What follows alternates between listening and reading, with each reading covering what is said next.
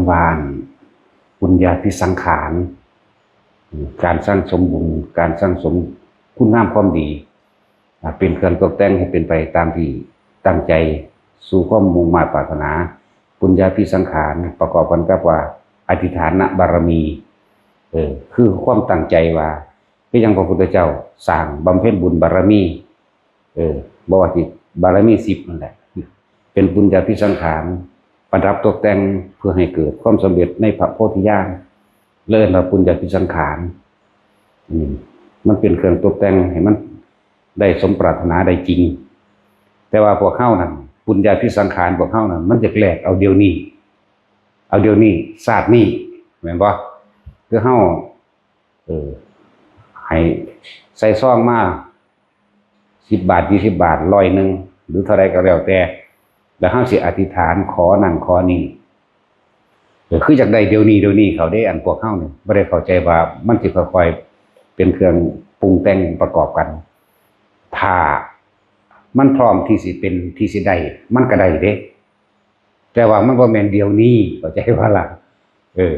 เดินว่าบุญญาภิสังขารบุญทั้งหลายบุญมันเกิดจากการให้ทานอันเกิดจากการรักษาศีลกระชั่งอันเกิดจากการบำเพ็ญเพียรเนกขัมมะกระชั่ง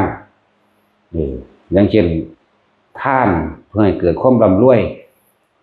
แต่ว่าถ้ามันถูกการถูกเวลาและถูกบุคคลอย่างเช่นพระ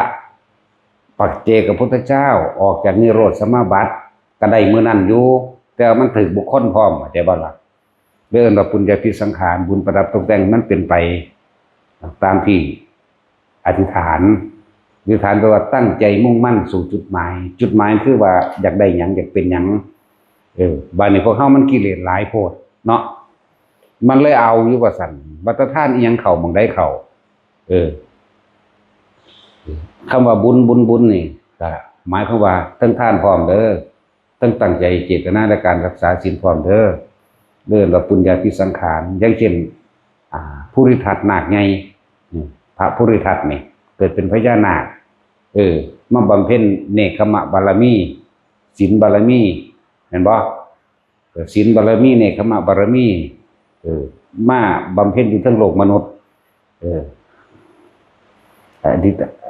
คือสละเลือดและเนื้อผู้ใดสินำไปเฮ็ดจังได๋ก็ให้เฮ็ดไปเถิดนั่นเพราะว่ายังเคยไปเข้าเฝ้าพระอินทร์เทื่อนึงกับพอเลยไปตอบคำถามของพระอินทร์ได้ตะกี้บ่ได้ชื่อว่า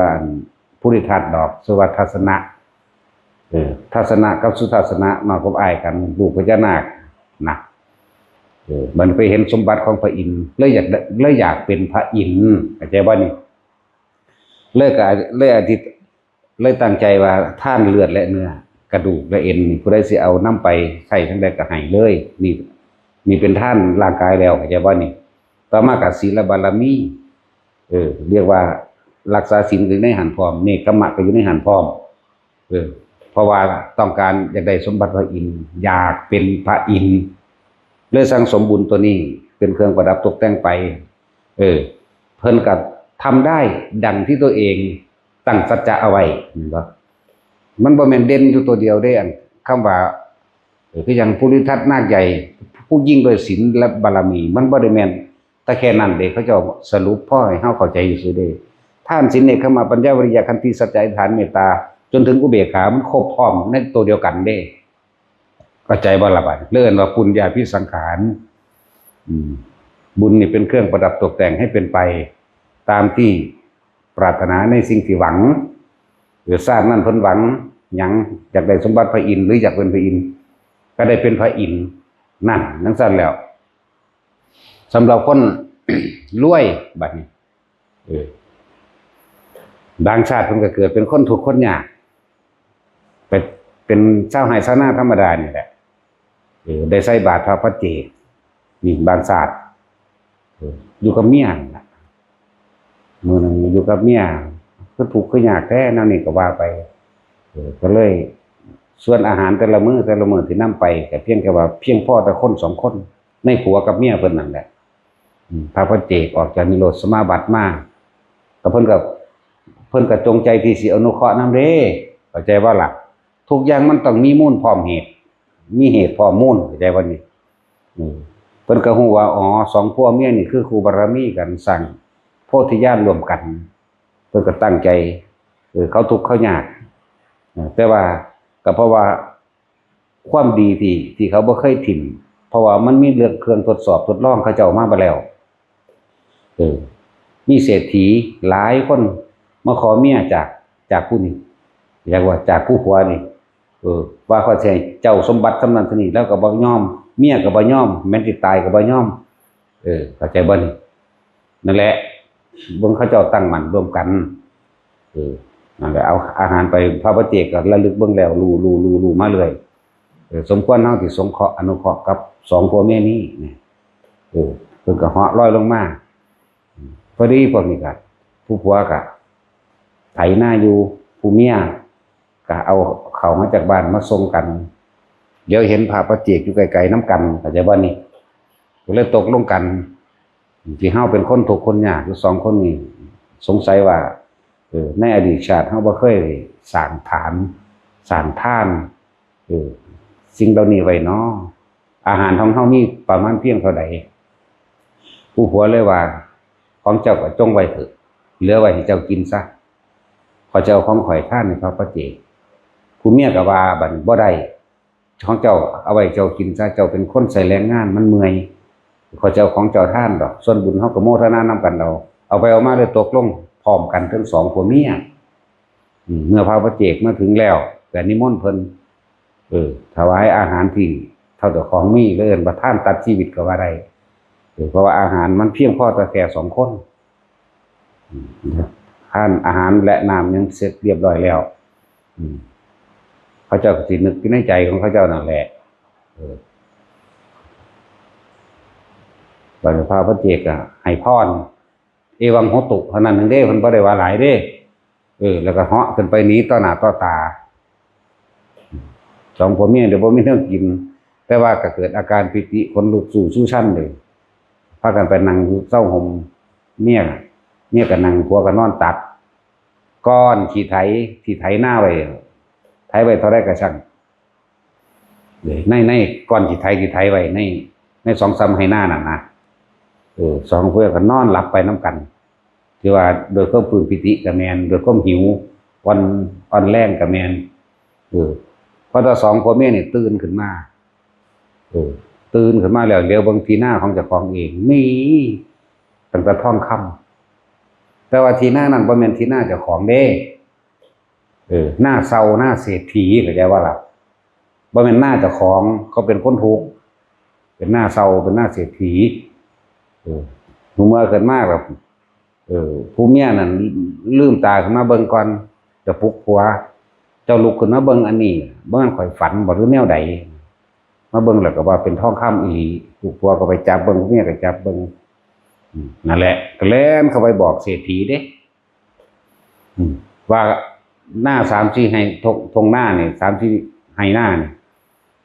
เป็นทองคำทั้งเบิดเลยแต่ว่ามันเป็นหน้าเศรษฐีแล้วไปบอกสื่อสารพร้อมได้เห็นบ่นี่บ่ได้ว่าของเจ้าของเด้ไปบอกเศรษฐีไม่เห็นก็เอาเกวียนมาขนเอาที่ตัวขนขึ้นทั้งเกวียนแล้วปุ๊บ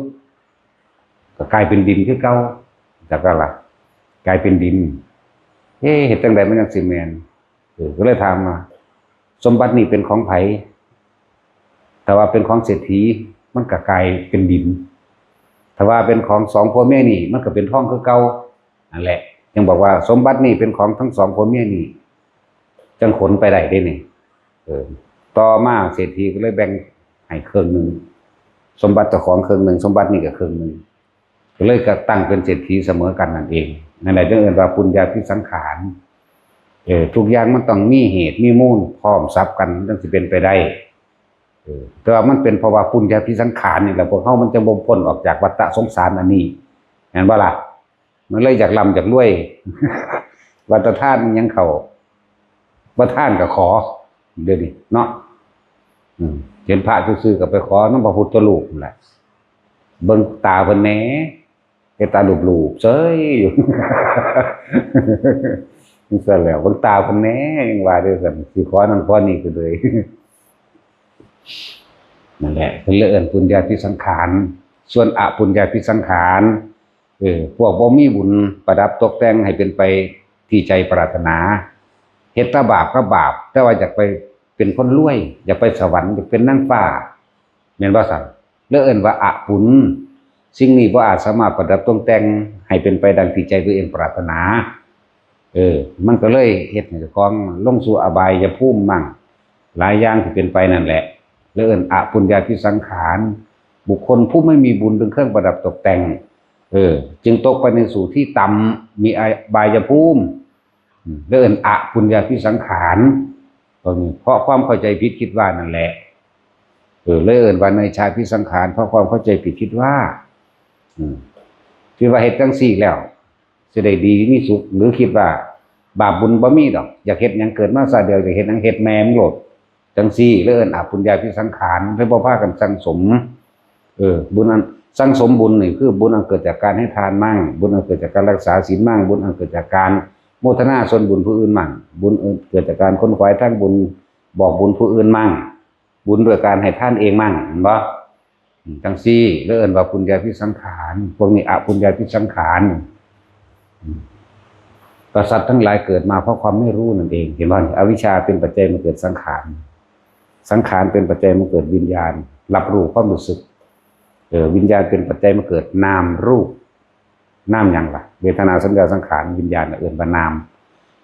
ก็เลยเอื่นตัวใจก็ว่าความรู้สึกก็ว่าใจก็ว่าจิตก็ว่าจึงมาเกิดเป็นรูปเห็นบ่ล่ะถ้ามันคิดนึกปรุงแต่งในความใดดีไม่เป็นแล้วมันก็เกิดแล้วรูปมันนั่นเพิ่งแต่ว่ามันบ่ทันตายจากร่างนี้บ่ทันไปเปลี่ยนร่างใหม่ซื่อน้ามันไปก่อนเนาะเห็นบ่ล่ะความยินดีความพอใจมันไปก่อนมันก็เข้าไปสู่รูปนั้นเปลี่ยนรูปเป็นร่างไปซื้อได้นั่นแหละนามรูปเป็นปัจจัยมันเกิดอายตนะแน่มาประเครื่องประกอบกันล่ะตาหูจมูกลิ้นกายล่ะท่านออกจากห้องพออายตนะจึงเป็นประเกิดผัสสะผัสสะคือความรู้สึกที่อันตาเห็นมักปั๊บสั่งปั๊บนั่นแหละผัสสะเวทนาบ่สั่นพอใจบ่พอใจหรือเฉยๆก็ว่าไปนี่เป็นปัจจัยเวทนาเป็นปัจจัยเกิดตัณหาเนาะก็รู้สึกพอใจแล้วเกิดก็รู้สึกอยากว่าอยากไปได้ตัณหา3ตัณหาก็เป็นปัจจัยของอุปทานคือความที่มันยึดไว้ในความรู้สึกอุปทานเป็นปัจจัยมันเกิดอย่างพบความรู้สึกหมายว่าเรื่องว่าพบที่อันแนะให้ทุกคนหรือว่าพยายามอธิบายถอดความรู้สึกให้ทุกคนเข้าใจง่ายๆคือว่าเคยศูนย์บ่เคยสร้างคนบ่เคยกังวลบ่อันนั้นแหละพวกเจ้ากำลังสร้างภพอยู่ในตัวเองเดี๋ยวนี้ภพนี่เกิดก้อนศาสตร์อยากว่าล่ะความรู้สึกที่มันเกิดอยู่ในตอนเขาว่าท่านตายนั่นแหละภพนะโมโหทับไว้จากว่าบัดบ่โมโหกับสางดีใจหลงไหลในทรัพย์สมบัติในยุทธามดาศักดิ์นี่คือมันทับไว้เด้มันทับกันไว้สะสมมันสะสมไว้นั่นแหละมันบ่สูญหายไปไหนเด้ถึงเวลาเหตุและปัจจัยมันเสมอภาคกันที่สิให้ผลมันก็มาให้ผลเด้มันบ่สูญหายได้สิบอกให้ว่าซั่นสิว่าบุญกับบาปมันอยู่คนละข้างกันคือเฮาบุญอยู่กระเป๋านึงบาปก็อยู่กระเป๋านึงมันบ่แม่นของจะเอาไปลบกบเกลื่อนกันได้มันอยู่ของไผของมันบางคนสร้างบุญมากขึ้นบาปก็นำบ่ทันเรียกว่ามันเลยเป็นอโหสิกรรมนั่นแหละ ภพนี่เกิดก้อนชาตินี่คือตอนนี้มันสั่งพอตายปุ๊บปัจจุบันจะไปจุติสู่ว่าไปเป็นพวกโอปาติกะในนรกอุบัติขึ้นเลยไหมใหญ่ขึ้นเลยไหมนั่นชาติแล้วมักกะไหลสู่ความชราและตายคือเก่ามรณะเคลื่อนที่ไปสู่ความแตกดับคือเก่าแล้วทั้งสั้นแหละถึงว่าพยายามควบคุมความรู้สึกให้เอาความรู้สึกของเจ้าของเองอยู่ในตัวเองอยู่ในกายตัวเองอย่าไปอยู่ในกายผู้อื่นอย่าไปอยู่ในทรัพย์สมบัติอันอื่นแล้วจังว่าให้ทุกคนเข้าใจง่ายๆเขาบอกว่าบาลีหลายบ่ได้สลับซับซ้อนเด้ที่ว่าให้อยู่นี่เด้อคือหลายคนที่สงสัยคนที่เคยทำบาปมากๆเด้อที่ว่าถ้าบรรลุอรหันต์บุญที่เคยเฮ็ดไว้ไปใส่กระจายคืนสู่บุคคลผู้เคยมีกรรมร่วมกันฟังไว้เด้อคือองคุลิมานฆ่าเขาไว้เนาะบุญที่มันมีไว้หลายๆมันไปใส่เพราะว่าเพิ่นบ่เอาบุญแล้วกระจายคืนสู่บุคคลที่เคยมีกรรมร่วมกัน นั่นแหละมันเป็นจังซั่นเด้อด้วยถ้าสิเว้าเรื่องพระพุทธเจ้าทั้งหลายแล้วกรรมมันฆ่าคนมาเท่าใดเด้ถ้าสิเว้าเรื่องนั้นกว่าสิได้มาเป็นจังซี่ฆ่าเอาก็มีเด้ฆ่าเอาเด้อสิบอกให้คือเฮาแหละกูฆ่าเอาแมงคือกันล่ะว่ากูสิได้ฆ่าคนทำบุญได้นี่ว่ามึงบ่ได้ย่านเด้เฮารับผิดชอบแต่เพียงผู้เดียวดอกผู้ใดสั่งฆ่าก็ผู้นั้นแหละเป็นผู้รับเองแต่จะว่าตัดสินแต่ก็ฆ่าแมงโดยข่อยได้สั่งฆ่าข่อยรับเด้พวกไปฆ่าบ่ได้รับปานใดดอกจักหน่อยเลิ่นประกรรมรวมกันแต่ค่อยว่าสร้างขาไว้สิขาเนาะสั่นแล้วเขารับผิดชอบแต่เพียงผู้เดียวดอกเอาไว้ใส่บาทสุดท้ายคือพระพุทธเจ้าโคดมนี่ก็ได้ตัวมันพอทำได้ดอกเพิ่นกันได้รับนิดหน่อยนึงดอกเนาะจะเฮาอยากขี้โกงก็เพิ่นอีกเด้บ่รับก็ได้มันมีวิธีอยู่สั่นแล้วจังว่าแต่คนบัดเฮาบ่ต้องคิดว่าให้มันชาตินี้เป็นชาติสุดท้ายสุคนโลดอย่าค่อยปรารถนาเป็นนั่นเป็นนี่เอานั่นเอานี่ดอกเห็นจังได๋ก็เอาลมหายใจนั่นแหละเป็นที่สุดท้ายของเฮาบ่ต้องไปหวังอย่างอีกทานก็บ่ให้หวังผลในทานบ่มีจิตอุปาทในผลในทานจะไปสั่งสมเพื่อความอยากได้และอยากเป็นนี่แล้วก็พยายามทำความเคยชินอยู่กับลมหายใจมากๆเมื่ออยู่กับลมหายใจมากๆก็ปิติมันก็เกิดนี่แหละชาภโคโรปิติปราโมทย์ปัสสติจิตผ่อนคลายบ่ได้เร่าร้อนบ่ได้กังวลกับสิ่งใดเกิดความอิ่มอยู่ในหัวใจเจ้าของเองนี่มันก็ปราศจากความกังวลแล้วมันบ่ได้ยากเด้อันชานเช่นอย่างเพิ่นว่านิวรณ์5อย่างนั้นอย่างนี้มีแต่หลักการมันหลายแค่เจ้าบ่กังวลในใดๆทั้งสิ้นเจ้ามีความปิติเกิดขึ้นนั่นแหละผ่านนิวรณ์5แล้วผ่านแล้วอยู่แค่นี้นึงเด้ส่วนพวกเจ้าสิยึดหรือบ่ยึดอย่างใดอย่างหนึ่งเวลาเห็นนั่นเห็นนี่โดยตาเห็นจังซี่เขาไปนั่นไปนี่เฮาบ่นำมาคิดผ่านแล้วเด้นั่นจักบ่ล่ะกังวลอยู่ว่าเอาแต่เฮาบ่นำเรื่องนั้นเรื่องนี้มาคิดเอาบ่มีแน่เฮาเน้นลงตรงนี้โลดบ่ซั่นสิให้ฝึกแบบมื่นตาบ่ฝึกแบบลืมตาแต่มารับตาเขาคิดมากแล้วเฮาก็บ่เน้นท่าเฮาบ่เน้นทรมานกายพร้อมจะแก้เวทนายังไงหรือก็เปลี่ยนท่าตัวสู้สิเป็นนางโอ้ยอยู่หั่นบ่ถ้าโบราณมันเป็นกรรมของเพิ่นที่เพิ่นนั่งเก็บๆนั่นที่จริงเจ้าของก็พอแห้งก็ล่ะอยากว่ามันบ่แม่นเด้ว่าเฮาบ่นั่งปานนั้นเอาลุกบ่เป็นก็ยังเป็นเด้ลุกบ่ได้เลยก็ยังเป็นมันเข้าของมันเองร่างกายมันบังคับบ่ได้เนาะปล่อยมันพอแห้งอยู่เด้เวลามันเข้ามันก็เข้าไปเด้5มื้อมั่ง3-4มื้อ5มื้อ6มื้อ7มื้อมั่งเวลามันเบิดกำลังก็ออกของมันไหมจังซั่นแหล้วส่วนสิตีงได้มันพอแห้งอยู่เด้อนั่นแหละเฮาฮู้จักแล้วว่าบ่แม่นตัวนี้เป็นตัวจิตแม่นว่าอะไรบ่เคยเฮ็ดเด้เว้ยอดข้าวได้บ่หลายหรอก49มื้อกินน้ำที่เราน้อยๆจิบเอาเจอช่วงที่มันลืมไปเลยนั่นน่ะช่วงมันลืมไปเลยน่ะ7มื้อ8มื้อหรือ10มื้อก็มีเด้มันบ่กินหยังเด้อนั่นแล้วบ่ได้กินหยังมันก็อยู่ได้ซั่น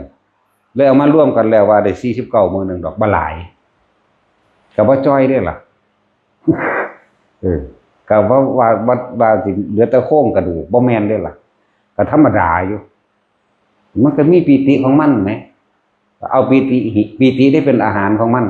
อาหารใจก็ใจบ่คิดแล้วกายก็บ่ลำบากเลยล่ะจังซั่นแหละมันก็เลยบ่เน้นแบบ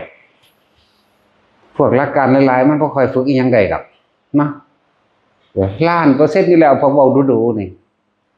พอบ่ค่อยเว้าพูดนำอยู่ในป่ามันกึ่งอยู่เพราะมันเข้มมันข้นมันทดสอบทดลองตนเองเพราะแห้งเด้พวกซ้ำอยู่ในเมืองจะมาคุยวะกล้าท้าทายเลยก็แล้วกันนะมันก็คือพวกอยู่ในป่าเด้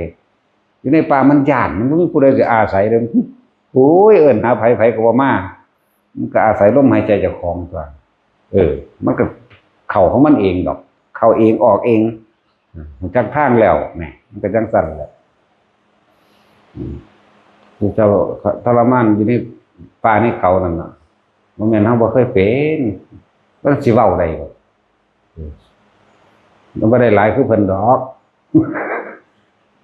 ได้49มื้อขาดอยู่มื้อนึงมันออกมาก่อน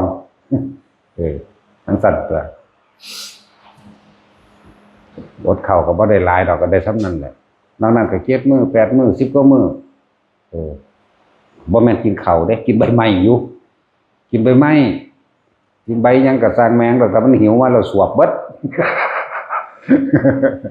กินเบิดกินบักคอแล่นหลายๆเมาบักคอแล่นนี่บ่จักเนื้อแก่พวกกินบักคอแล่นให้พวกเจ้ากินใบสมร่มเพื่อสมร่มเด้อตัดกันเอาเด้อพวกนั้นเด้อพวกของป้าของอยากกินดอกหอนยังหมักพอกก็เขาได้กินหมักพอกคือดอก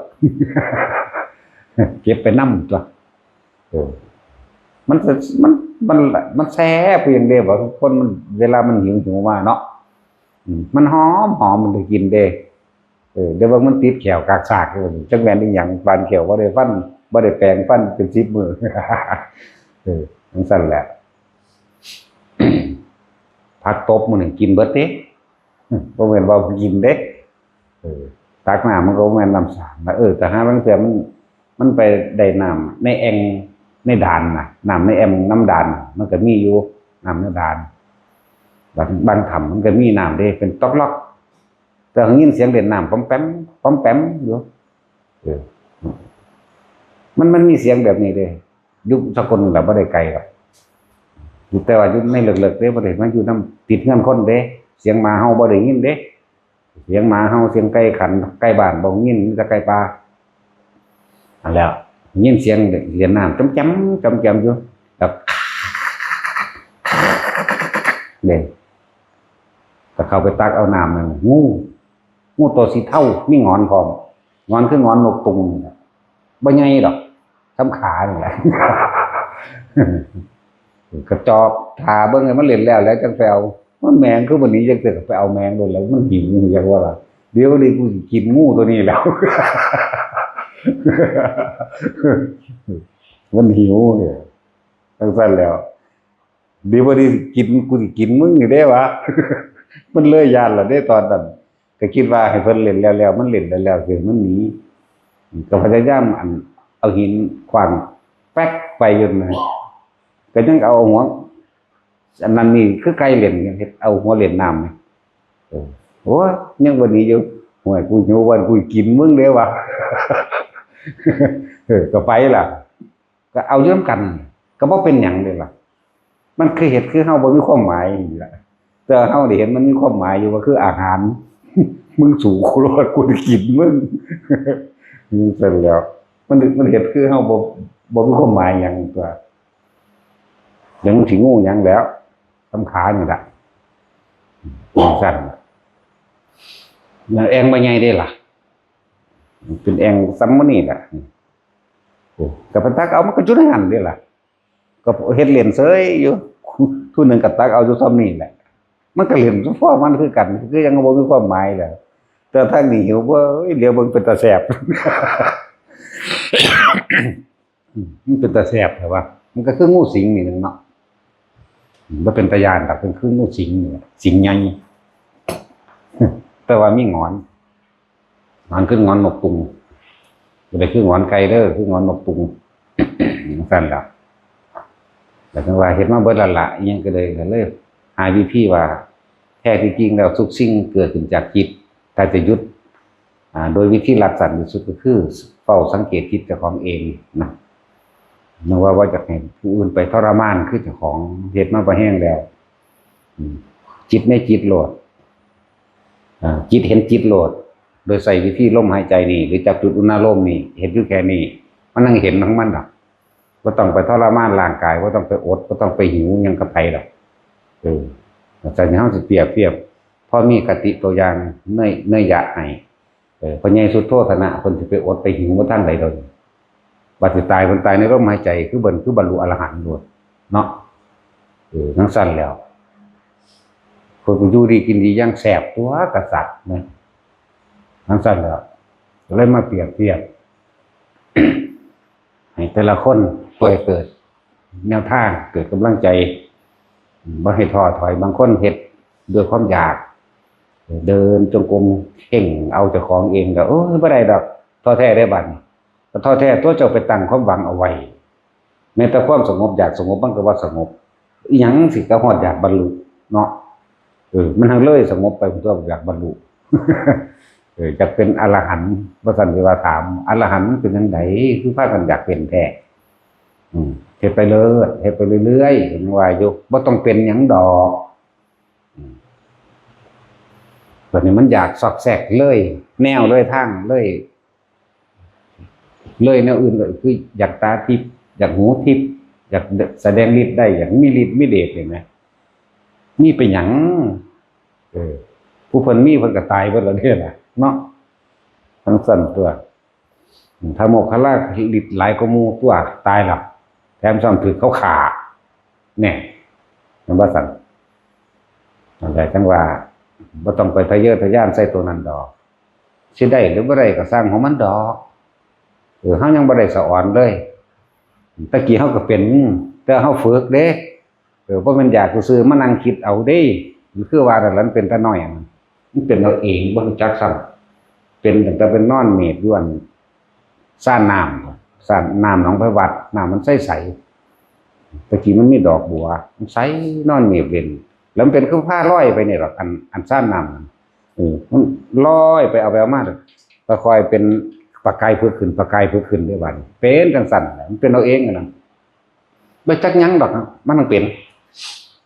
นั่นแหละมันเป็นว่าตาพูนบ่ต้องไปเสียเวลาเนี่ยกับมันดับเอาอรหันต์ซะก่อนเอาที่หลังก็ได้เท่ากันนั้นแต่ว่าบ่ต้องเอาฝึกไปเฮ็ดไปอยู่ในลมหายใจอยู่อุณาโลมเฮ็ดอยู่2อย่างเท่านี้ถึงสั่นว่าให้กำลังใจแต่ละคนว่าบ่ต้องไปทรมานร่างกายให้มันเจ็บให้มันปวดให้มันกังวลดอกถ้าว่านั่งจังซี่ก็นั่งท่าใดก็ได้นั่งเก้าอี้โซฟานั่งเหยียบส้อยเหยียบแข้งเหยียบขานั่งยกขานั่งยังได้ก็นั่งไปเถอะนอนพิงบุญพิงพีอะไรทั้งนั้นแต่ว่าจะหนีจากลมหายใจกับจุดอุณาโลมอยู่แค่นี้เดินกับมันกันให้คล่องคำว่าคล่องที่แรกก็ฝึกแบบยืนนิ่งๆซะก่อนนั่นแหละที่แรกก็ดีนั่งเป็นแล้วลมหายใจกับอุณาโลมเป็นหนึ่งแล้วยืนเป็นแล้วนอนเป็นแล้วแล้วก็ค่อยหัดย่างเอาโอ้ยแค่ยืนถ้ามันอยู่กับที่เป็นแล้วย่างไปมันก็เป็นดอกเนาะแต่ว่านั่งเป็นของมันดอกคือว่าเดินจงกรมนี่เดินแบบไหนเดินจับลมหายใจกับอุณาโลมเท่านั้นแหละตะกี้เฮาก็เดินพุทโธตอนเฮาฝึกก็ดีหายใจเข้าพูดหายใจออกโธเดินนั่นน่ะพร้อมกับขาพร้อมหายใจเข้าพูดก้าวไปก้าวซ้ายไปหายใจออกโธก้าวขวาไปพูดกับขวาโธกับขวาเข้าใจว่านี่ฝึกเฮ็ดไปเฮ็ดมาน่ะย่างไปย่างมาครับมันว่างขามันอยู่ลมกับอุณาโลมเฮ็ดไปเฮ็ดมามันว่างลมมันคืออุณาโลมเลยอย่างเร็วซ่าเป็นคือเก่าเอาไปมาบ่ได้อยู่ในช่องทางที่สุดตนได้บัดหมายถึงว่าบ่ได้เดินในทางของมันทางที่เฮาเตรียมไว้คือทางจงกรมนี่แหละฝึกเป็นย่างไปอยู่นำไสก็สร้างอยู่ถนนหนทางก็เป็นปฏิเทียบก็ไปบิณฑบาตก็เป็นตลอดเลยสินาวิธีฝึกเฮ็ดได้เบิดเฮ็ดได้ตลอดทุกอริยบทบัดเดี๋ยวบ่ให้แต่ละคนจะไปเน้นจะเห็นลำบากหรอกอย่างสั้น จะให้มันเจ็บให้มันปวดแต่ปวดมันขากำลังสิตึงสิเก็ดสินั่นเนี่ยพลิกขิ้งเลยแต่ว่าจะพลิกจิตออกจากลมหายใจกับอุณาโลมเท่านั้นมันทั้งหูจักดอกหน้าเฮ็ดไปเถอะพวกเขาเฮ็ดคิดแล้วเขาหูจักดอก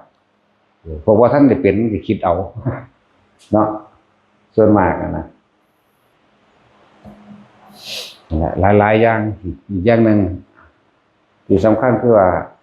เขาตั้งไว้ว่านิพพานศาสตร์นี่เป็นศาสตร์สุดท้ายหมดบ่ไปปรารถนาหยังอีกบ่ต้องไปขอหยังอีกอยากว่าเฮ็ดไปของมันแหละความ เพราะว่าความปรารถนาของพวกเขาเองพวกเขาจึงมาฮอดพี่พวกอนาคตการโน่นเทินยังคักเลยบ่ฮู้จักปัจจุบันจักเทื่อทุกคนมันมีอดีตสั่งสมมามากแล้วตั้งไว้เหมือนกับว่าศาสตร์นี้เป็นศาสตร์สุดท้ายจากบ่ล่ะ จริงๆมันมีมาแล้วแหละคือพระอนุรุทธะจังซี่พระอนุรุทธะนี่ส่วนมากบ่ได้เกิดบ่ค่อยเกิดมาเป็นคนเกิดตั้งต่ำคือหมู่ดีเป็นพระอินทร์หลายกว่าหมู่เป็นพระอินทร์36กับตาตัวหลายแท้เนาะเป็นพระอินทร์มาตลอดเด้พระอนุรุทธะคุณพูนตั้งแต่เพิ่นไปตั้งอธิษฐานปรารถนาเอิ้นว่าปุญญพิสังขารไว้แต่สมัยเพิ่นเกิดกับพระพุทธเจ้าปทุมมุตระอันเด้ขึ้นสวายากจนคัดสนขึ้นสวาความบ่มีจะให้เกิดกับผู้ขาเด้อเพิ่นถวายทานกับพระพุทธเจ้า7มื้อพุ่นเด้พระปทุมมุตระภิกษุอีก 200,000 องค์เพิ่นก็รวยอยู่ดอกนั่นแหละแต่สมัยพระพุทธเจ้าปทุมแล้วก็กับสหายเพิ่นอีกผู้นึงนั่นแหละสหายเพิ่นสิเป็นสามเณรสุมาณะสามเณรดอกแต่เทียบนี่ซั่นนี่เป็นสุมาณะตะกี้เป็นสหายกันเป็นหมู่กันพากันเฮ็ดแนวนั้นแหละเพราะว่าเพิ่นอธิษฐานขอสิ่งนั้นมันพร้อมมูลแม่นบ่ท่านเพิ่นก็พร้อมแม่นบ่ฐานะเพิ่นก็พร้อมแม่นบ่พระพุทธเจ้าก็พร้อมแม่นบ่พระอริยสงสาวกอรหันต์ 200,000 องค์พร้อมแม่นบ่เพิ่นก็เลยได้สมปรารถนานี่แต่ว่าถ้าเพิ่นว่าขอผู้เข้าได้บรรลุอรหันตผลในชาติปัจจุบันนี้เถิดการได้เด้แค่ว่าเพิ่นน้อมสวดลองฟังธรรมของพระพุทธเจ้าตอนนั้นก็บรรลุอรหันต์ได้เลยคือกันเลยนี่แหละเพราะว่าพวกเฮานั่นอยากเป็นนั่นอยากเป็นนี่คือว่าล่ะว่าเพิ่นก็ทำหน้าให้พระสงฆ์องค์หนึ่งนั่นแหละความอยากของคนเห็นบ่ให้พระสงฆ์องค์หนึ่งว่าเป็นผู้เลิศทางทิพจักขุญาณเลยอยากเป็นคือผู้นั้นนั่นแหละเหตุที่มากก็เลยอยากเป็นคือผู้นั้นละผู้เลิศทางทิพจักขุญาณนั่นแหละสั้นในการต่อมาสหายอีกผู้หนึ่งก็จะเฮ็ดคือกันกับนิมนต์พุทธเจ้าไปที่เลื่อนแห่งตนคือกันสุมาณะสามเณรในศาสตร์นี้ว่านี่ตอนนี้เฮาปรารถนาอันนี้เด้อนั่นตอนนี้ตัวสิปรารถนาหยังปรารถนาให้บรรลุอรหันต์ตั้งแต่ยังอายุน้อยว่าซั่นแต่ปรารถนาใส่ภาคหน้าพุ่นเด้แทนที่สิเอาชาตินี้เนาะชาติที่อยู่กับพระปทุมแหมแล้วก็บอกกันตัวในเฮาปรารถนาอันนี้เด้อนี่มันเลื่อนปุญญาที่สังขารมันตกแต่งให้เป็นไปได้อยู่คือเฮาปรารถนาความอยากเป็นเศรษฐีตอนนี้เฮายังมีหน่อยบ่ทันเป็นเด้มันยังมีหน่อยพูนบัดนี้เอาอีกจัก20พระพุทธเจ้าจังไปเป็นเอาอยู่บ่แต่ตอนนั้นจักสิเป็นผีเป็นเปรตทางใดจักสิเป็นคนเป็นเทวดาที่ทางใดเนาะอันตัวนี้มันไปฮอดสมบูรณ์มูลพร้อมของมันจังเป็นเด้จังซั่นแล้วนั่นแหละเพราะว่าพวกเฮามันหลงไหล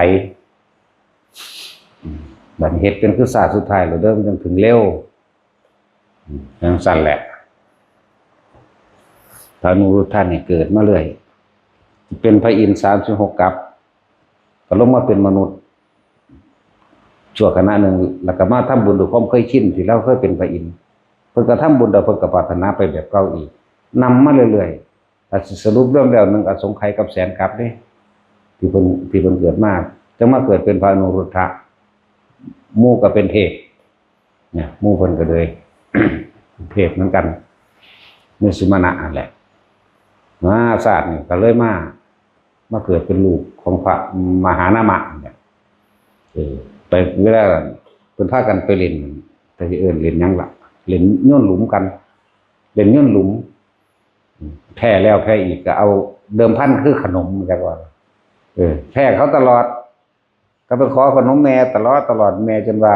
ขนมเบิดแล้วขนมบ่มีขึ้นตัวชื่อว่าคำว่าบ่มีมันบ่มีสำหรับเพิ่นได้บัดนี้เฮ้ยจังใดดีเนาะแล้วแต่งปิ่นโตเป่าแต่งถาดเป่าให้อันคนใจนั่นให้ลูกเฮาฮู้จักแน่ว่าคำว่าบ่มีมันเป็นแบบใดลูกเฮาเกิดมาน่ะคำว่าบ่สมปรารถนาบ่มีจักอย่างก็เลยเอาคนใจแต่งขนมไปซับให้เดือดร้อน หมู่บริวารที่พาสร้างความงามความดีได้บัดนี้เทวดานั่นน่ะเขาก็เลยอธิษฐานขนมบ่มีให้ ไปฮอดกับเอาขนมนี่ไปใส่ข้าวพนันหมู่ว่าเจ้าของแพ้เปิดคือมันหอมกึ่มขับเมืองคือที่หมู่ก็กินแต่ก่อนก็กินแล้วแซ่บล่ะถือขนมมานี่แหละแล่นกลับไปวางให้แม่เด้บอกเสด็จแม่ตั้งแต่กี้บ่ฮักลูกบ่เอาเป็นจังซี่บ่ฮักลูกไปสิบ่ฮักลูกคือบ่เฮ็ดขนมบ่มีนี่มาให้ลูกกิน จังซั่นแล้วลูกแม่เพิ่นก็งงแล้วเนาะสงสัยลูกเฮาเป็นผู้มีบุญอีหลีมั้งซั่นนำมาเบิ่งขนมบ่มีอีหลีบัดนี้มาเบิ่งอยู่ในถาดมันขันยังอยู่ก็กินขนมบ่มีนั่นแล้วอุ้ยมันก็แซ่บอีหลีเนาะต่อไปนี่ให้เอาขนมบ่มีนี่ได้มาให้ลูกว่าซั่นเพิ่นก็เลยมั่นใจว่าสงสัยอันพวกเทวดาบ่มาใส่ไว้ให้ทั้งดีกูหังบ่ได้เฮ็ด ทั้งซั่นแล้วนั่นแหละ ขนมบ่มีคำว่าบ่มีของเพิ่นเลยเป็นแบบนั้นเรียกว่าปุญญาภิสังขารเนี่ยบ่นี่เมื่อถึงเวลามันให้ผลของมันจึงเป็นเด้พวกเฮานี่มันกิเลสนะตัณหาหยาบเข้าใจบ่นี่อยากได้เดี๋ยวนี้เขาเนาะขออีหยังกัน20 บาทนึงขอเงินเท่าใดล้านโอ้ย มันเหมาะมันสมกันอยู่บ่กับอันที่เจ้าของขอใส่ช่อง100นึงเบ้ยขอเทิงสวรรค์ขอเทิงอายุยืนขอเทิงรวยขอเทิงมีอำนาจขอเทิงให้ลูกเต้าหลานเจ้าของเป็นนั่นเป็นนี่สารพัดโอ้ขอเทิงบ่จากกัน นี่เบิดแหละมันต่างกันกระดอกมันบ่พร้อมเหตุและปัจจัยบ่อยู่ในความบ่เหมาะสมไม่สมดุลกับเหตุมันเลยบ่อาจสามารถเป็นไปได้จากบ่ล่ะวันนี้พวกเจ้าเลยสั่งสมแต่ว่าสาธุเด้อนั่นสาธุเด้ออันนี้แล้วเกิดเป็นไว้ทุกข์ว่าจะมีล่ะเกิดเป็นยังกับทุกข์คือเก่าล่ะอันแหละมันสุดท้ายแล้วมันไปบวชจังว่ามันบ่กี่มื้อเด้อเพิ่นก็บรรลุอรหันต์เป็นผู้เลิศทางจิตประจักษ์คู่พร้อมเพิ่นก็ตรวจเบิ่งเมื่อเพิ่นบรรลุแล้วเพิ่นตรวจเบิ่งหมู่เด้ระลึกไปสหายเฮาอยู่ไสนอตั้งแต่เคยร่วมกันนะปู้ระลึกไปฮอดพระปทุมมุตระร่วมกันอ๋อไปเกิดเป็นสุมาณะสำเนียงกับจุลสุมาณะนั่นแหละตะกี้ว่าท่านบวชปัจจุบันผู้พ่อเนี่ยเป็นอุปถากคนเด้พอดีได้ลูกน้อยเพิ่นก็ไปบิณฑบาตเพิ่นก็ได้สิ่งนั้นสิ่งนึงนะอันนี้รับได้บ่รับได้อยู่แต่ว่าบ่มีผู้เฮ็ดกัปปิยะให้นะบ่มีผู้ใดเฮ็ดกัปปิให้เลยขอเอาลูกนั่นแหละ ตั้งแต่หมู่เพิ่นเจ้าหมู่เพิ่นเด้หมู่เพิ่นก็สาดพุ่นนะเจ้าหมู่เพิ่นแล้วสุมาณะสามเณรแค่โกนหัวผมตกลงในดินขั้นที่3บรรลุอรหันต์นะนี่อันนั้นก็เหมือนกันเห็นบ่นี่ให้เป็นผู้บรรลุธรรมเร็วตั้งแต่เป็นเด็กน้อยตั้งแต่อายุยังน้อยนี่แหละจังเอิ้นว่าปุญญาภิสังขารมันประดับตกแต่งมากแล้วก็เกิดความสมหวังสมปรารถนาใดเมื่อมันถึงการเวลาที่เหมาะสมจังเป็นเด้พวกเฮามันเป็นเล็งเอาเนาะเล็งเอาอยากรวยนะมันมองข้ามปัจจุบันแล้ว บัดนี้พวกเก่าเนี่ยที่จริงเพิ่นทำทาเอาซื่อๆดอกกันจักเอาผู้ไปเฮ็ดกัปปิให้จักบ่ล่ะเฮ็ดของที่ว่าสมควรให้เอาไปบรรลุแล้วกันระลึกได้เสมอกันแล้วบัดก็ฮู้แล้วนะแต่เพิ่นเป็นคนน่ารักพอถ้ากลับขึ้นไปอยู่วัดเชตวันสิเนียนพุ่นเนียนเป็นตาฮักเด้พวกกันภิกษุปุถุชนมันบ่รู้จักหยังกันลูบหัวเล่นมันเขกหัวมันลูบหัวมนหัวเล่นมันดึงพุ่นดึงพี่กันแกล้งมันเพิ่นก็นิ่งเพิ่นเด้เพิ่นบรรลุอันนั้นแล้วเพิ่นก็บ่มึนเนาะแบบนิ่งพุทธเจ้าเล่งเบิ่งแล้วโอ้โหบ่ได้แล้วพวกนี้คือบาปหลายเพิ่นก็เลยบวชพระให้นี่แหละสุมาณะสามเณรผู้หนึ่งได้บวชพระแต่ยังน้อยคือเอาสังฆาผ่านให้ต่อไปนี้เธอจงเป็นภิกษุมาเถิดเพราะว่าเพิ่นป้องกันบ่ให้บาปให้กรรมเกิดขึ้นกับพวกปุถุชนทั้งหลายพวกเขาบ่ฮู้จักบ่เล่นหัวเพิ่นนั่นติมันเป็นตาฮักคือซั่นเนาะ ลองให้พวกนี้เล่นหัวนี่นะโมบังดูมันก็เล่นอีหลีนั่นแหล้ว เนาะผู้นี้ก็เล่น เฮาบ่ได้เล่นเนาะฟาดแมงเลยกกหูโลดเด้ สั่นแล้วลองให้เล่นเบิ่งแม่บ่เล่นโลดมันเป็นตาหักมันตาเฮาล่ะบ่หัก มีแต่ฟ้ามือใส่โลดนั่นแหละนี่ก็คือ สมัยพุทธกาลมีสามเณรบวชได้บวชตอนยังน้อยเพราะว่ารูปร่างหน้าตาเพิ่นน่ารัก4องค์เด้อนั่นแหละคือสัญลักษณ์คือผ้าสังฆาสัญลักษณ์นะเอาผ้าสังฆาให้ป้องกันบาปป้องกันกรรมต่างๆที่สำหรับภิกษุปุถุชนหรืออรหันต์ที่บ่มีญาณมีแย้มหยังก็มีเด้เห็นบ่ล่ะแต่ว่ารุ่นนั้นแล้วบ่เฮ็ดดอกนิ่งแล้วนะทั้งสั้นแล้วเพิ่นก็จะให้ประกาศว่าผู้นี้เป็นอรหันต์แล้วหมายถึงพระสุมาณะเป็นอรหันต์แล้วพุทธเจ้าอยากได้น้ำบวนปากจากสาอนุดาตจังซี่กับอุ้มบาตรไปเอาโลดจังซี่นะหรือบางที่พระสารีบุตรต้องการน้ำมาเฮ็ดเป็นยาก็ใส่ไปเอาโลดจังซี่นะแล้วพระอนุรุทธะเจ็บท้องไปเอาน้ำมาประกอบยาให้อุปชาแนงสิเพิ่นก็ไปโลดอย่าที่ว่าไปเหยียบยังละนาคอันกำลังเล่นน้ำกับผู้สาวอยู่ กำลังเล่นน้ำกับผู้สาวอยู่กำลังอีแอกกันอยู่ทำทาจัดแสดงให้เขาเบิ่งนี่อันนี้มันมาขูขี้ดินใส่หัวกูจำกูต้องอวดโชว์สาวความจริงแล้วก็ไปแพ้พังๆปิดบังน้ำสาอนุดาตไว้แต่ท่านแน่จริงแต่แกมเจ้งกะลงมาเอาโหลดสั่นแล้วก็เอาตีนเหยียบน้ำมันแปดขึ้นเอาบาดตรงเอาเลยทั้งสั่นแล้วก็เหาะมากนั่นแหละคือพิสูจน์เพื่อให้หายสงสัยหายขอกังขาในหมู่ภิกษุทั้งหลายที่ว่าเน้นอันนี้บรรลุนะเรื่องหนึ่งแล้วพระพุทธเจ้าจึงว่าป้องกันไว้ให้ได้ให้บวชอีกผู้หนึ่งเป็นไผละสุมาณะสังกิจจะแล้วก็วัฒนะนี่ละแล้วก็จุลสุมาณะยังนี่ละลืมล่ะสี่องค์เด้อนี่บวชพระ7 ขวบเน้น7 ขวบมีตะปูเป็นตาหักเนาะแต่เฮาเห็นนะก็นั่นคือกันนั่นแหละ หลายอย่างคำว่าปุญญาภิสังขารบุญอันเกิดจากสิ่งใดก็ช่างที่ว่ามันเฮ็ดให้เกิดเครื่องสะสมเพื่อให้สมหวังได้มันเป็นเครื่องประดับตกแต่งให้มันสมหวังได้เรียกว่าปุญญาภิสังขารบุญอันเป็นเครื่องตกแต่งให้เกิดความสมหวังตามที่ปรารถนาตามที่อธิษฐานได้แต่พวกเข้าเนี่ยมันใส่ไปในทางที่อยากได้เดี๋ยวนี้เอาอยากให้ฮอดขาคนใดคนเดียวว่าธรรมดาดิเนาะ ไปขอนี้ จะให้อีนั่นตายบางนี้ตายก็เป็นอีนี้เด้ปานว่าเขาสิบ่ให้เจ้าของตายเนาะนั่นแหละมันเรียกว่าได้บัดนี้บ่เอาเด้อบัดนี้เศร้าบ่ต้องมาทำบุญแลกของฮู้จักแล้วตัวว่าเกิดเป็นหยังมันก็ทุกข์นะเทวดาก็ทุกข์คือกันเด้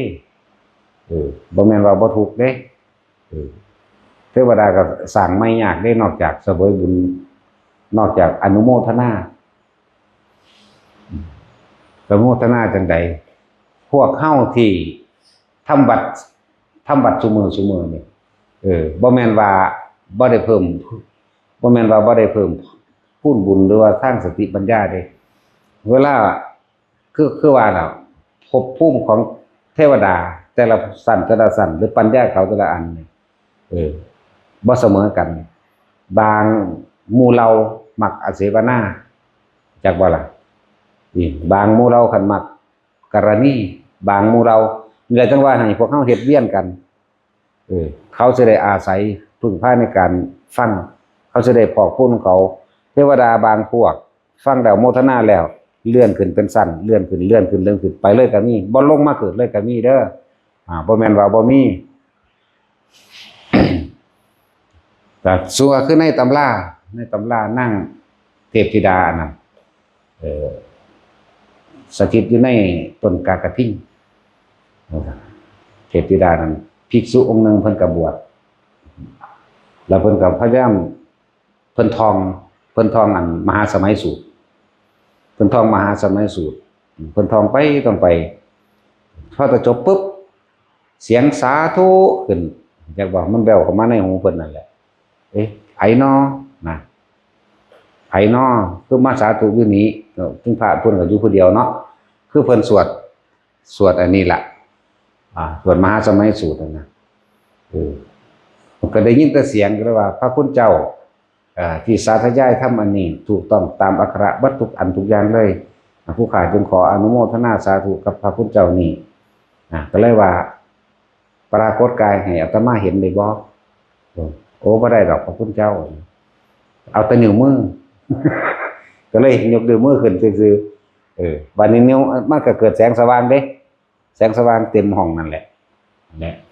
พอดีภิกษุองค์นั้นก็เลยถามเอาสมัยตะกี้เจ้าเกิดท่านพุทธเจ้าบอกว่าท่านเกิดท่านอยู่พระสันสีบอกกับพระคุณเจ้าว่าที่ท่องบนสาธยายออกมานี่ถูกต้องตามอักขระทุกอย่างบ่ผิดเพี้ยนนะเลยมาขออนุโมทนานำอนุโมทนาพ่อคูณผลบุญไปแบบไหนก็เลยถามอานิสงส์มาฟังธรรมบ่อยๆมาฟังให้มากแล้วก็เกิดได้บุญอันเกิดจากการโมทนาสามารถส่งผลให้ขึ้นชั้น2ชั้น3ชั้น4ได้นั่นแหละภิกษุนั้นเพิ่นก็เลยถามก็สมัยตะกี้ที่พระพุทธเจ้าทรงแสดงเองท่านอยู่ไสตามธรรมดาแล้วถ้าเทพเทวดาผู้ใหญ่ผู้มีฤทธิ์มีเดชมีศักดามากบ่ทันมาผู้ข้าก็อยู่ใกล้ๆกับพระศาสดานั่นแหละพอพระพุทธเจ้าเริ่มอารัมภบทนะเทวดาสั่นนั่นมาสั่นนี่มาผู้ข้าก็ค่อยขยับออกจะว่าล่ะจนถึงที่สุดพูนไปไต่อยู่ขอบจักรวาลไปตกอยู่ขอบจักรวาลอยู่ในขอบแม่น้ำทะเลแห่งหนึ่งอันเป็นทะเลของจักรวาลนั่นแหละจะว่าล่ะน้ำเพียงข้อพอดีไปยืนประนมมืออยู่หันฟังจนจบแล้วท่านนั้นมองเห็นพระศาสดาอยู่บอกเหมือนกับว่าพระศาสดาอยู่ตรงหน้าจนผู้ขาอายนะจนว่าผู้ขาอายล่ะท่านเหมือนกับว่าพระเจ้าอยู่ตรงหน้าเนี่ยจังหวะนี้แล้วจังหวะเราเป็นลูกค้าเทวดาได้นี่จากวันนี้ตอนแรกเหมือนอยู่ไกลพอตเทพเทวดาสัญจตุมมาแล้วก็ขยายออกไปชั้นนั้นชั้นนี้มาขยายออกมหาภพมาปึ๊ดเลยสุดขอบจักรวาลขึ้นมาสั่นของพวกนี้ก็ขยายออกไปคือกันเนาะเรือมหาภพใหญ่กว่าหมู่จังซี่นะพวกนี้ก็ขยายออกไปโตแล้วกันพุ่มเทวดา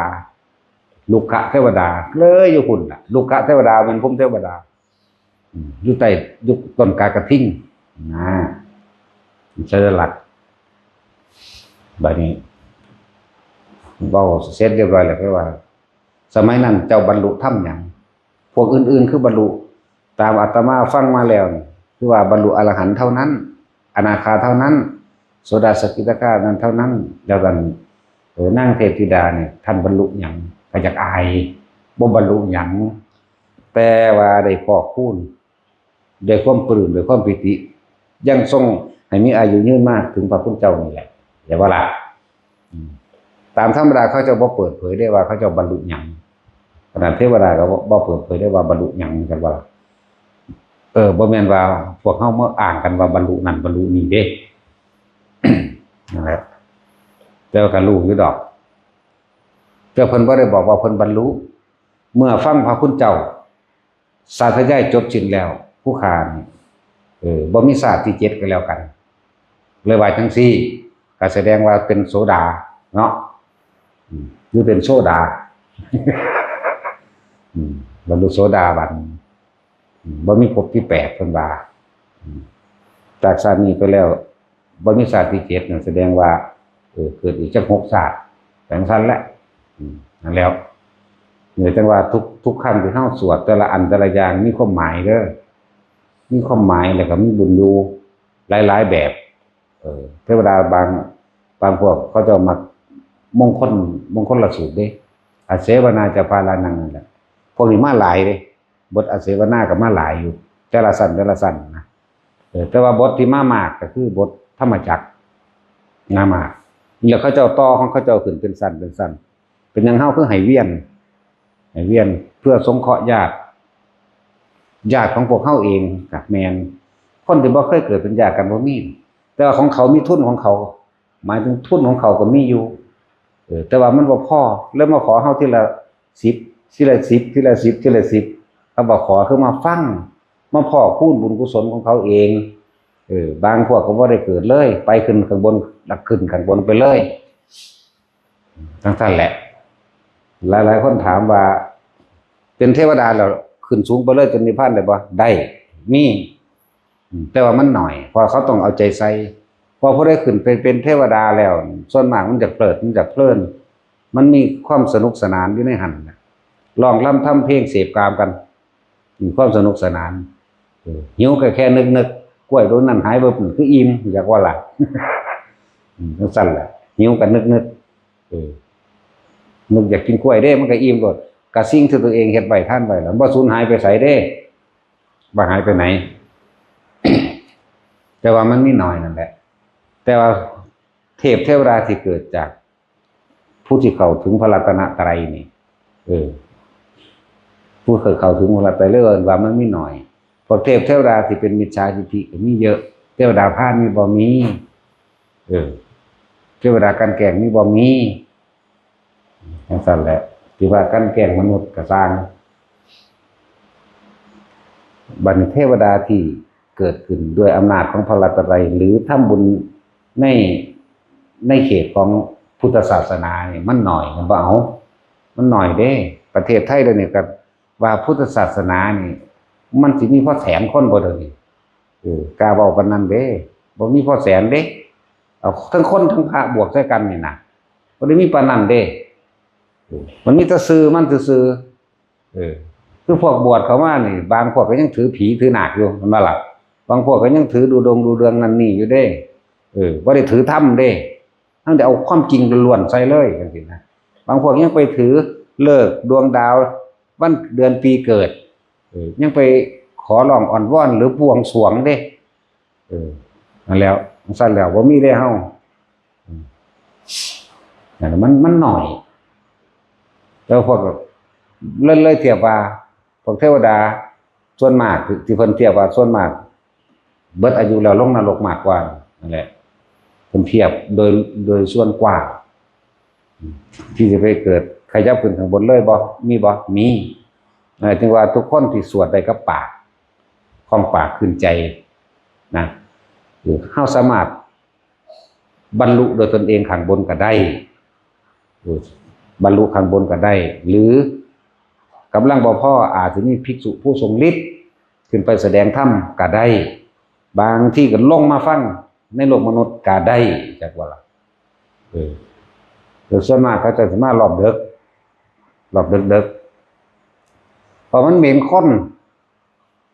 พูนพระเพิ่นอยู่ไกลป่าพุ่นดอกสิมาอยู่ประมาณ 6 ทุ่มตี 1ตี 2ตี 3ตี 4ประมาณนี้แล้วก็เจ้าก็กลับมาขอฟังธรรมจากผู้เพิ่นมีฤทธิ์มีเดชผู้เพิ่นเก่งจังซี่ก็มีแล้วก็เจ้าก็พอกพูดตัวเองขึ้นไป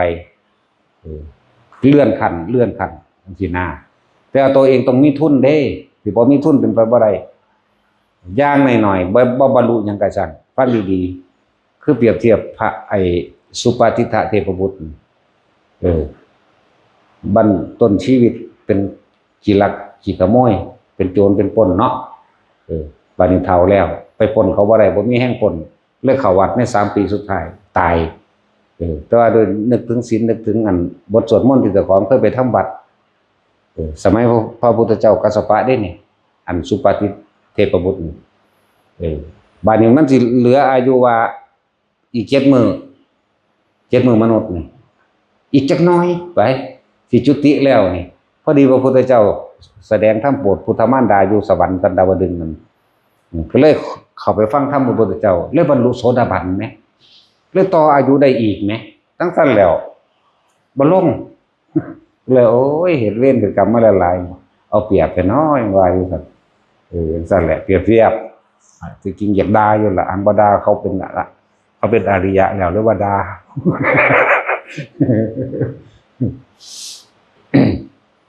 นั่นแหละจังสี่ก็มีเด้อ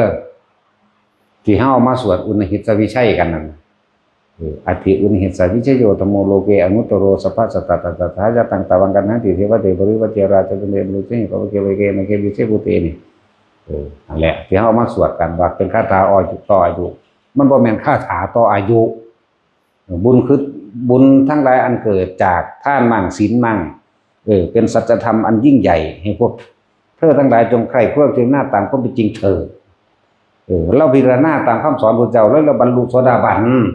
บ่แม่นเอามาสวดให้มันอายุยืนบ่แม่นมาต่ออายุแล้วคนมันเข้าใจความหมายคำสอนผิดเยอะแยะเด้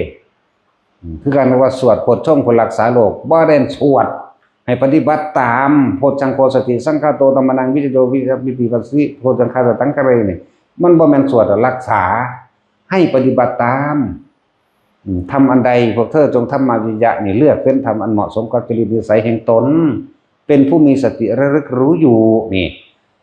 แล้วเฮาก็เลือกเฟ้นว่าเฮาเอาสติปัฏฐาน4โดยกายในกายนี่ที่นานดูแล้วโดยอาศัยอานาปานสติรู้ลมหายใจเข้าออกทรงฌานเจริญฌานเนี่ยมีอาการปิติมีปัสสัทธิมีสมาธิผ่อนคลายลงแล้วจิตตั้งมั่นดีแล้วมันก็เป็นอุเบกขากับผ่อนลงมานี่แต่สมควรโลกจริงๆสิหายก็หายเด้บ่แม่นสวดแล้วหายจักว่าปฏิบัติตามผู้หายจากโลกก็หายจริงๆมันยาวกว่านี้เด้อันความจริงๆมันนั่นน่ะบางคาบบางสมัยพระพุทธเจ้าป่วยเด้โมคคัลลามาไล่อันโพธิ์ต้องเจ็ดให้ฟังแน่เนี่ยเพิ่นก็แสดงไปมันยาวมันคือหยังไงเด้บางที่พระพุทธเจ้าก็แสดงให้พระนันทะฟังเห็นบ่นี่พระกัสสปะนี่เด้มันมีอยู่4บทใหญ่ๆหมายถึงเลิ่นหยังล่ะนันทสูตรมื้อนั้นแหละเห็นว่าที่เฮาบ่เข้าทองไปนั่นแหละจังซั่นลืม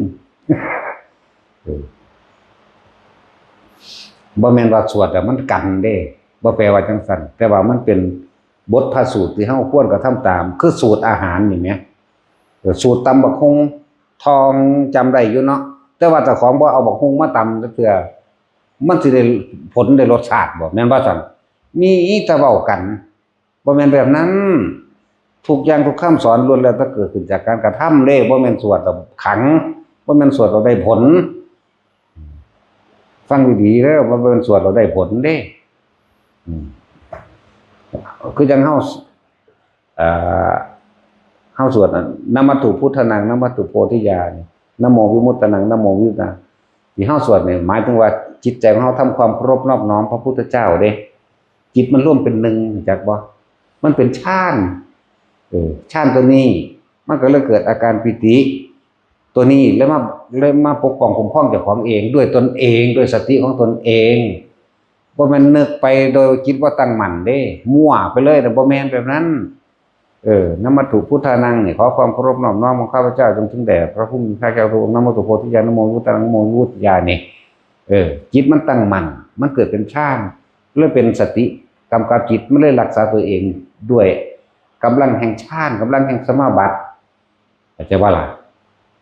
เพราะมันสวดแบบไม่เคารพนับถือหรือว่าเฮ็ดจังซั่นๆแหละเขาว่าเนาะนี่ก็อีกแบบนึงว่าเขาอาศัยอำนาจฌานเพ่งอยู่ในฌานหรือจิตมันตั้งมั่นด้วยอำนาจฌานเป็นสมาธิเฮ็ดนำก็สำเร็จที่ดอกอันตัวนั้นเพราะว่าจากของเป็นสมาธิแล้วจิตตั้งมั่นดีแล้วฌานแล้วพวกที่เขาเจ้าเกิดลาภสักการะยังหลายๆเพราะอำนาจฌานอำนาจสมาธิเด้อบ่แม่นไปอันหยังสีวรีจะมหาเทโรรณะกัตตังยังบ่แม่นแบบนั้นเด้คาถาขอโชคขอลาภจากพระศรีวลีนี่พระศรีวลีเราเป็นคนทุกข์เราบ่ได้เป็นคนรวยมาก่อนเราเอาหั่งมิมมาถวายพระพุทธเจ้าเพิ่นก็เลยอธิษฐานว่าขอให้รวยนั่นแหละปุญญาภิสังขารจักบ่ล่ะจังซั่นตัวเขาเจ้าเฮ็ดที่สถานแข่งกันพูนแต่สมัยพระพุทธเจ้าองค์ใดแล้วบ่แม่นแค่ว่าพระไสยพระพุทธเจ้าองค์นี้ก็เฮ็ดคือกันถ้าสมัยพระวิปัสสีเพิ่นนั่นน่ะพระศรีวลีเกิดเป็นคนหาของป่าเก็บเห็ดขายเอาเบิดทุแนวล่ะ มันแหลกเขาเมื่อนั้นเขาเจ้าเฮ็ดที่สถานท่านระหว่างพระราชากับประชาชนแข่งขันกันว่าไผสิมีของท่านมากกว่ากันไผสิคืออันใดอันหนึ่งที่เกินพระราชาหรือพระราชาเกินอันหนึ่งไปผู้นั้นชนะแข่งบุญนั่นแล้วตะกี้เราเป็นคนทุกข์เราก็ได้หั่งหนึ่งมาหนึ่งที่เขามาขอสื่อที่แรกหนึ่งกหาปณะโอ้กตาหนึ่งบ่ได้มันก็จังสื่อมันต้องแปลกเห็นบ่ล่ะบัดนี้ให้10ให้100จนว่าให้พันถ้าบ่ได้ก็ต้องไปถามร้านคาราดาษพวกขอสื่อเป็นพันเด้อท่านบ่ขายจังไปรู้พุ่นจังไปเห็นพระพุทธเจ้าวิปัสสีพุ่นอวิปัสสีเลยถามโอ้เขาเฮ็ดที่สถานตัวผู้ใดท่านของสิหาได้ยากที่สุดผู้นั้นสิปรารถนาหยังก็สำเร็จว่าซั่นเราเลยปรารถนาฝันเราเลยปรารถนาขอให้ร่ำรวยเด้ทั้งซั่นแล้วก็เจ็บพระพุทธเจ้ามาแล้วเด้ปัจจุบันเข้าไปโอ้ยมหาเทโรอยู่นั่นอยากรวยทองเพราะว่าอยากรวยเป็นบ้าเพราะคนเนาะทั้งศูนย์มันบ่ได้ยังเสือหลายนั่นแหละทองเพราะว่าอยากรวยก็เบิ่งความเป็นมาของเพิ่นว่าเพิ่นเฮ็ดแบบใดเพิ่นคือเป็นแบบนี้ครับมันเกิดขึ้นจากการกระทำทั้งหมดเด้มันแม่นว่าเกิดจากการความคิดเอาเราอยากเอาความอยากตัวนั้นตัดเบิดคือพวกเฮาท่านแหลกของจากได้เดี๋ยวนี้เขาเด้มันบ่สมดุลถ้ามันบ่สมดุลมันก็บ่เป็นดอกมันก็บารมี10อย่างนั่นแหละถ้าบ่สมดุลกันมันก็บ่บรรลุดอกจักบ่ล่ะที่จริงพวกเฮามันมีมาหลายแล้วมันเหลือแต่ปรารถนาซอกแซกออกนอกลู่นอกทางนี่อยากรวยแน่บ่อยากป่วยแน่สารพัดอยากเป็นผัวกับเมียกันอีกแน่คือพอเล็กน้อยนั่นแหละเนาะสั่นน่ะคือไปเป็นผัวเมียกันอีกอยู่เนาะรู้สึกไปนิพพานทั้งสี่แล้วนิพพานก็สิเอาผัวกับเมียก็สิเอามันบ่แม่นมันบ่ไป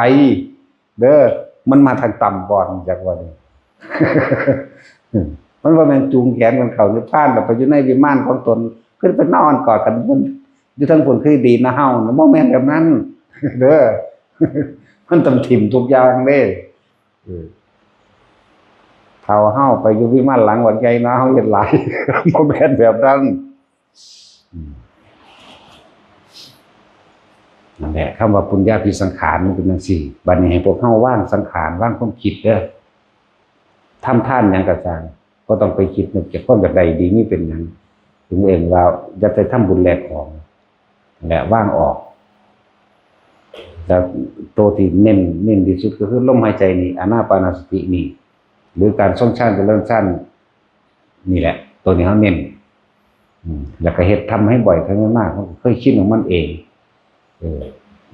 เลิกล้างการปรารถนาเป็นหยังทั้งสิ้นเลิกล้างออกให้เบิดต้องมีสติอยู่กับปัจจุบันลมมั่งปัจจุบันอยู่อาการปิติหรืออุณาโลมมั่งเฮ็ดอยู่แค่นี้ผู้ใดตายในนี่มันบ่มาดอกเรียกว่าทิพยวิมานหรือว่าอาหารทิพย์ก็คืออาการปิตินี่แหละเป็นทิพยพรหมก็ว่าเป็นอาหารทิพย์ได้นี่ให้กินอาหารทิพย์อันนี้การิงขาวาหารอันเป็นทิพยอาหารแห่งหมู่พรหมทั้งหลายคืออุณาโลมที่มันเกิดเติมเนิบอีกเด้อผู้ใดตายด้วยตัวนี้ได้ยังมากับเป็นพรหมชั้นสองก็เลือกเอาโลดพวกจะอยู่พรหมสันใดแต่พวกอนาคามีเขาอนาคามีเลยเด้จากว่าล่ะต้องสั้นแล้วโอ้ยชั้นหนึ่งช่วยประเดี๋ยวประดาวนี่ชั้นหนึ่ง2 3ก็ได้ว่าแห้งแล้วชั้น2เด้4 5 6ชั้น3เด้7 8 9ถึง11เข้าใจว่าล่ะเอาตัวนี้เป็นอาหารใจอาหารจิตเอาความรู้สึกนิ่มนวลอยู่นี่มันไร้โพธิแต่สิว่าตามหลักการทรงพรหมวิหารก็อยู่ในนี่เมตตากรุณามุทิตาก็อยู่ในนี่เด้จากว่าล่ะมันมีอุเบกขาบ่สันอยู่นี่แน่เมตตาก็อยู่ในนี่ก็เลยว่าศีลก็ครบอยู่ในนี่แล้วบ่มีความคิดว่าจะไปทำร้ายเบียดเบียนผู้ใดผู้หนึ่งเสียชีวิตและทรัพย์สินตลอดทั้งมนุษย์และอมนุษย์แน่กรุณาเราเด้นั่นน่ะบ่ฆ่าเราแม้มุทิตามันก็อยู่ในนี่ของมันแล้ว อุเบกขามันก็มีอยู่ในนี่อาหารในหมู่พรหมทั้งหลายเพื่ออาการปิติสั้นทิพยวิหารทิพยวิหารก็ถูกบ่ผิดทิพยะก็คือความรู้สึกอันนี้แหละเป็นทิพยะแล้ววิหารหมายถึงเครื่องอยู่เนี่ยเป็นทิพยวิหารก็ว่าทั้งสั้นแล้วอยู่วังนี้แหละบรรลุหยังก็สร้างของมันดอกจักว่าล่ะแต่จังไว้ทุกคนพยายามเน้นเฮาเน้นอันนี้ต้องบ่ได้เกิดอีกมันตกข้างก็สร้างจักว่ามันต่อข้างบนเด้พวกเจ้าฟังไว้อยู่เดียวนี่แหมนี่ต่อข้างบนใดบ่บรรลุดอกกูฮู้จักอยู่กูห่วงผัวห่วงเมียอยู่จักหน่อย บัดสิตายอย่าลืมเด้อกอดกันเจ้าแบงค์ได้เท่าใจขาดอึกคือเก่าหั่นแหละเนาะเงินซื้อความตายบ่ได้เด้อแล้วก็จ้างคนผู้ใดมาตายแทนจ้างคนป่วยบ่ได้นั่นแหละฮู้จักมาเบิดตัวนั่งอยู่นี่เห็นคนตายบ่ต่ำกว่า100แล้วเด้เนาะแม่นบ่ล่ะพวกรวยๆก็ตายเบิดแล้วแม่จังซั่นแล้วเอาสัพพทาน